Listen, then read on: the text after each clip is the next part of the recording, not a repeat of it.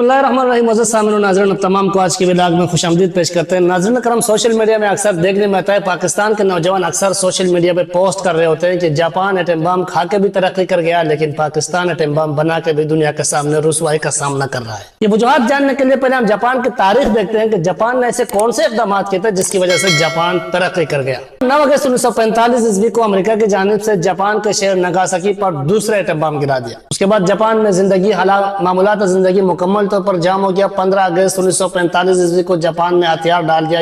यूं अमेरिकी फौज जापान के कंट्रोल संभाल लिया और जनरल मैकार्थर की सरबराही में अमेरिकी फौज जापान पर टेक ओवर कर गया। जो रिसर्चर वो लिखते हैं कि जापान में कम बेश 1.5 मिलियन लोग उस टोटल 2 हमलों में हलाक हो गए। जापान में मुकम्मल तौर पर जिंदगी दरहम बरहम हो गया। 2 शहर मुकम्मल तौर पर सफाई हस्ती से मिट गए। जापान में जो बचे कुछ लोग थे उनके लिए जापानी जबान में हिबाकुशा का लफ्ज इस्तेमाल किया जाने लगा, यानी कि वो हिबाकुशा का मतलब होता है जापानी जबान में बम से शुनासे लोग। जितने भी हिबाकुशा जापान में बचे थे उनकी जिंदगी का एक ही मकसद था, उनके ज़हनों में नफरत इंतहा को पहुंच चुकी थी। वो जिधर अमेरिकी देखते थे वो खुद को और अमेरिकी समेत खुद को भी उड़ा देते और उस अमेरिकी को भी उड़ा देते थे। उनकी जिंदगी का एक ही मकसद था कि जिधर अमेरिकी देखो उससे भी मार दो और खुद को भी मिटा दो। अगस्त 1945 ईस्वी से लेकर तकरीबन जुलाई 1946 ईस्वी तक यही सिलसिला जारी रहा। उस मसले का हल निकालने के लिए जनरल मैकार्थर ने जापान के जितने भी अकाबरीन थे उन अकाबरीन का एक इजलास बुलाया। उस इजलास में उनके सामने कुछ एजेंडा रखा कि भाई आप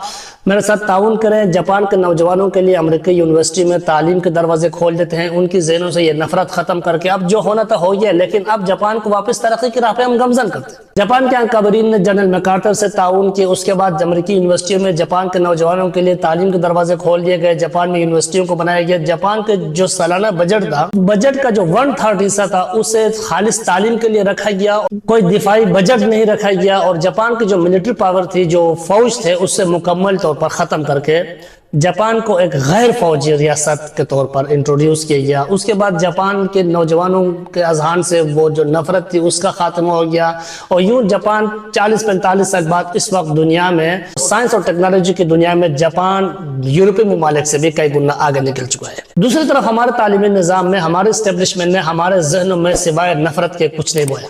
एक तो हमें मुकम्मल तौर पर मजहबी बनाया गया। पहले मजहबी मवाद हमारे जहनों में डाला गया, उसके बाद हमें फिरकों में बांट दिया गया। आज ये हाल है, एक फिरका दूसरे को काफिर कहता है, दूसरा फिरका तीसरे को काफिर करार देता है। 9th और 10th में आप देखते हैं कि सुन्नियों के लिए अलग इस्लामियात इंट्रोड्यूस किया गया, शियों के लिए अलग इस्लामियात इंट्रोड्यूस किया। इसी तरह हमारे जहनों में नफरत का लावा भर दिया गया, क्योंकि जिस जहन में नफरत होगा वो नॉर्मल एक्टिविटी नहीं कर सकता। जब हमारे जहनों में नफरत का लावा भर दिया गया और सिर्फ अपने मकासद के लिए हमें इस्तेमाल किया जाने लगा, आज ये हाल है कि हम एटम बम बना के भी हर जगह हमें रुसवाई का सामना है। और दूसरी तरफ जापान है जिसने एटम बम खा के आज तरक्की की मंजिलें तय कर रहा है। उसकी वजह सिर्फ यही है, हमारे जो एस्टेब्लिशमेंट है हमारे जहनों में नफरत भर दिया, हमें नफरत का जो है ना पैकार बना दिया और जापानियों के जहनों से नफरत का खात्मा किया गया। अगर हमने जापान की तरह तरक्की करना है, हमें नफरत का खत्म करके मोहब्बत का दर्स देना होगा और हमारे निसाब है उस निसाब से नफरत को हटाकर उसमें मोहब्बत और खुलूस का दर्स शामिल करना होगा ताकि हम तरक्की की राह पे वापस गमजन हो सके। बहुत शुक्रिया।